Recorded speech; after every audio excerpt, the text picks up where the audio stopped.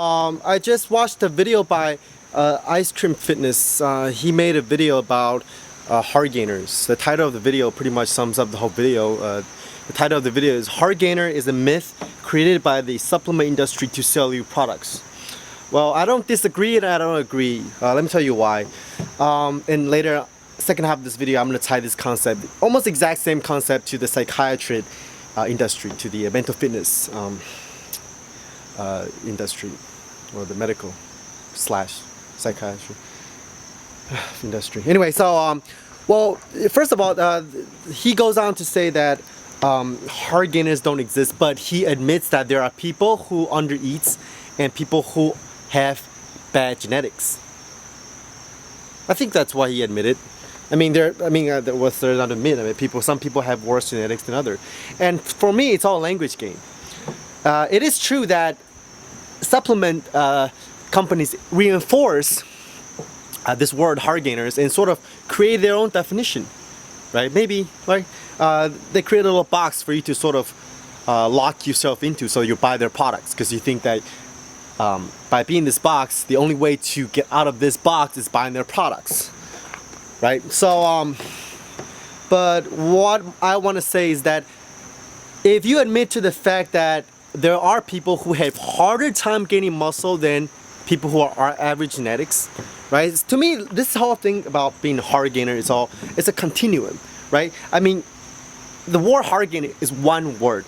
How hard of a gainer do you have to be labeled a hard gainer, right? You can tell yourself not to be trapped into a category, but that doesn't mean that there aren't people who can benefit from weight gaining supplements, right? Some people do label themselves hard gainers, and they do use that as a motivation to get bigger, and there's nothing wrong with that, right? The negative reinforcement, programming your mind, is true, but the mind isn't just that simple. The mind isn't just something that someone tells you at the gym, hey, you're a hard gainer, and for the rest of your life you become a scrawny bastard, right? It's much more complex. You have 100 thoughts in a millisecond, right? And you have 1,000 influences every day, right? It's not like it's so black and white where you think you're a hard gainer, you won't make gains. I don't think unless you're retarded, right? Unless you're a very simple-minded person who takes a concept and just, hold on to it with his dear life and throws everything in that category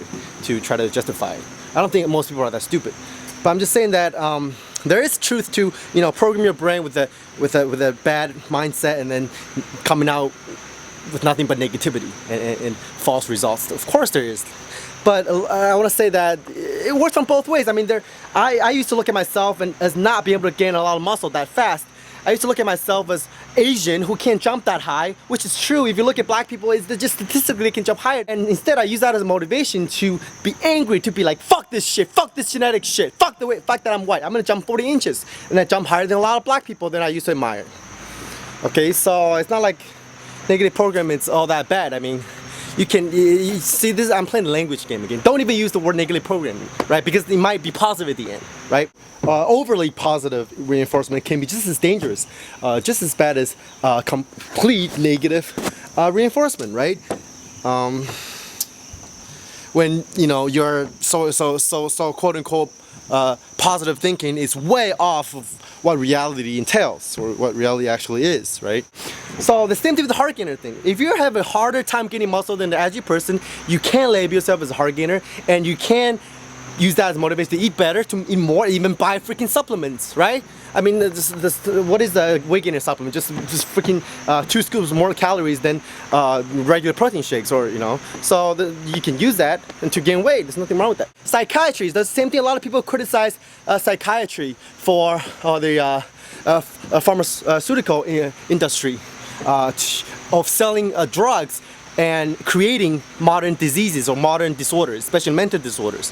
A lot of people, when I say I have ADHD, a lot of people's first reaction, dude, ADHD doesn't exist, or bipolar disorder, it doesn't exist.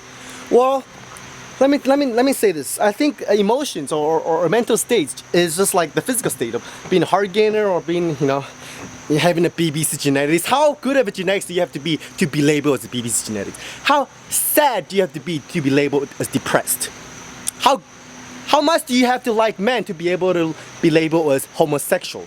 See, all those things, the human mind, the human existence, it's a continuum, right? It's a continuum, it's not static, right? The problem with language is that once you're labeled as something, you tend to throw everything that you see into that label and throw everything you experience into the label and just say, get the fuck out of the way to everything else that doesn't, right? That's a close mindset that people have to get out of, but that doesn't mean that those words don't mean anything or that they're myths, right? Depression, right? How sad do you have to be depressed? Some people say there's no such thing as depression, but you do get sad, don't you? How much deficiency of the dopamine do you have to be labeled depressed, right? A scientist gonna measure the amount of dopamines that you lack, and then once you hit that moment, boom, oh, you're depressed. You flip over and become depressed, and before that, you're not. It's not like that. It's a continuum. There's no freaking line that you can cross to be depressed, right? Some say there's no such thing as ADHD, but you do get hyper and can concentrate various times in your life, right? And people who are just at the further end of the spectrum, they get sad more often or longer, they're more suicidal than 90% of the population. Maybe we label him as depression. And fine, if a doctor labels you as depressed, take some pills, and if you get better, all is good for you, right? We need those concepts to categorize things, right? As I said again, I'm not denying that language. I'm saying that it works both ways. You just gotta be careful and realize the slipperiness of language and concepts. Right? It's always in play. It's always under context. You always have to be creative with it. You always gotta look out. You always gotta place one concept next to the other, and in the context of this web of connections to realize what the hell you're trying to experience or what the hell you are. Right? So. This is the trick with language. Me and Elliot talked about language is a window to your soul, but at the same time is the sort of the bars that lock your souls in at the same time, right? If you're in a cave, the only thing you can see out through the cave is a little window, but if that window is tinted or if the window is broken, you're gonna see distorted reflection. But that's the only reflection the only window to the world you can see, so you gotta use it. Right? Language is the same thing. I'm talking about all this complicated concept, blah, blah, blah, blah. Let's talk about love, right? What is love? How much do you have to love someone to be labeled, for you to be justified as calling him like you love that person, right? It's hard to say, but at the same time, can you live without the word love? Can you express without that word? Maybe not. Maybe you can find other ways to do it along with the word love, right? So understand language limitation, but don't deny the benefits of categories and language and concepts, right?